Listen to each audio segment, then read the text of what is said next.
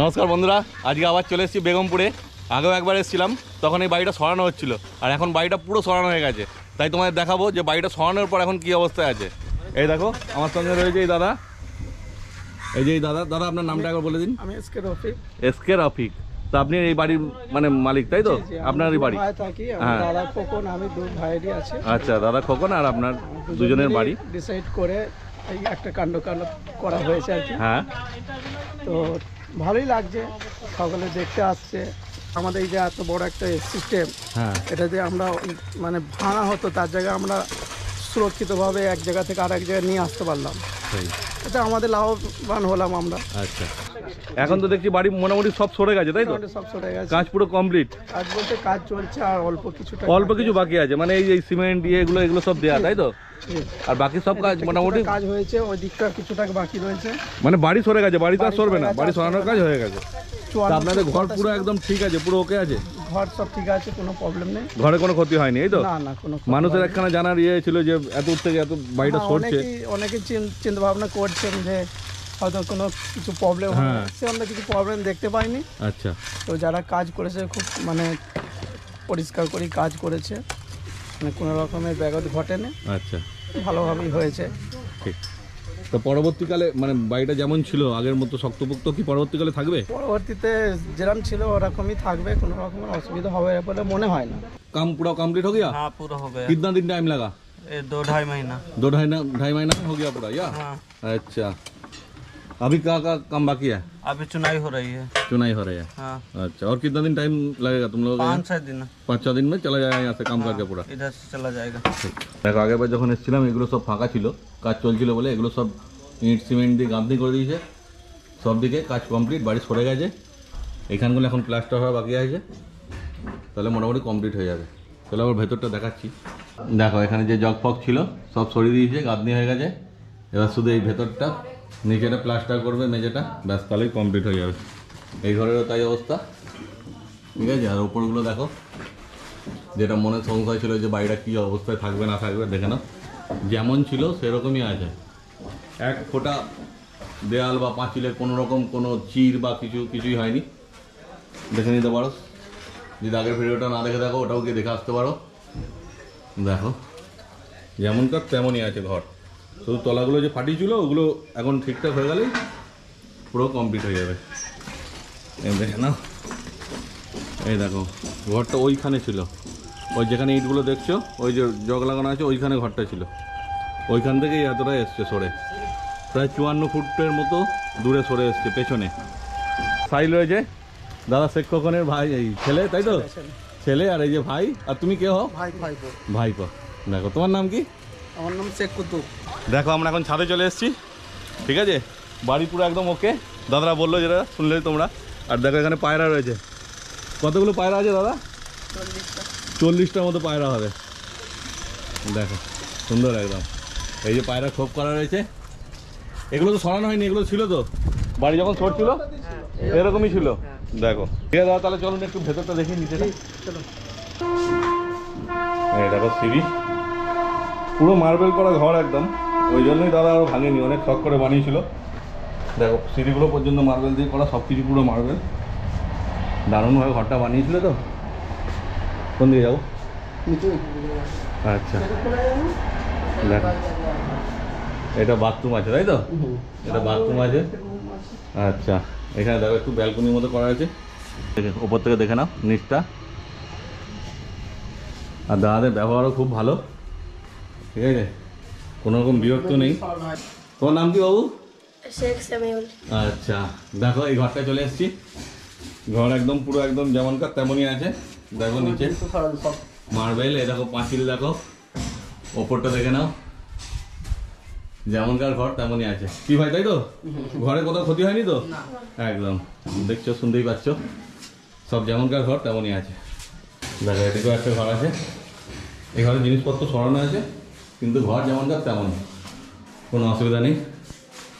এখানে একটা কথা বাথরুম আছে, বাথরুম সেরকম করা নেই, করা হবে। ঘরটা দেখার জন্য হায়দ্রাবাদ থেকে চলে এলাম এখানে। আচ্ছা, ঘরটা দেখার জন্য কেমন হলো, সরে যাচ্ছে যে দেখি যে কেমন চললো নাকি, ঠিকঠাক আছে কিনা। এইভাবে কথা হয়েছে, একদম সেম টু সেম সেভাবেই কাজ করেছে। আচ্ছা, মানে ওদের কোনো রকমের মানে কাজের প্রবলেম কিছু আমরা বুঝতে পারিনি। আর একেবারে ইতমিনানের সঙ্গে আরামসে ধীরে ধীরে ধীরে ধীরে এই 3 থেকে 2.5 মাস টাইম নিয়ে নিল হ্যাঁ। এইটুকুনি কাজ করতে গিয়ে। কিন্তু কাজটা ঠিকঠাক হয়েছে, কাজটা একেবারে ঠিকঠাক হয়েছে। মানে এই নাম অভিজ্ঞতা, এদের ভালো অভিজ্ঞতা আছে বলে করতে পেরেছে। অভিজ্ঞতা।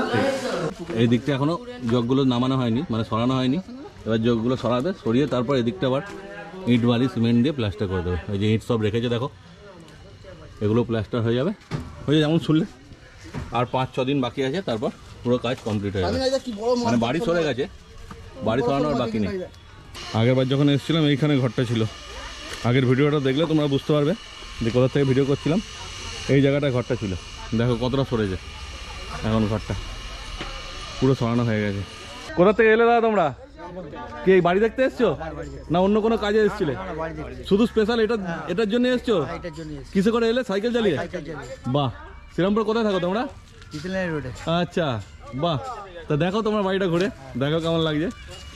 এটা হচ্ছে বাড়ির মেন মালিক। এই পুচকে, এই পুচকে মালিক? আচ্ছা, কি নাম তোমার? নামটা বলে দাও প্লিজ, বলে দাও নামটা প্লিজ, বলে দাও বলে দাও। তুই সরে জানালে ভয় করে দিবি। এই দেখ এই দেখ এই দেখ এই দেখ। তো মুড নেই এখন পালিয়েছে।